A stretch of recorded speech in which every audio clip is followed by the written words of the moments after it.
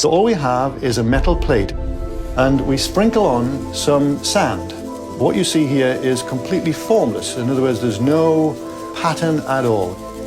Then we take a violin bow, and we're going to play the plate with the violin bow. You see a beautiful star appears on the plate. Now, that pattern that forms is basically the sound made visible, and it's kind of magic. And now what happens when we make this plate vibrate from an electronic piano?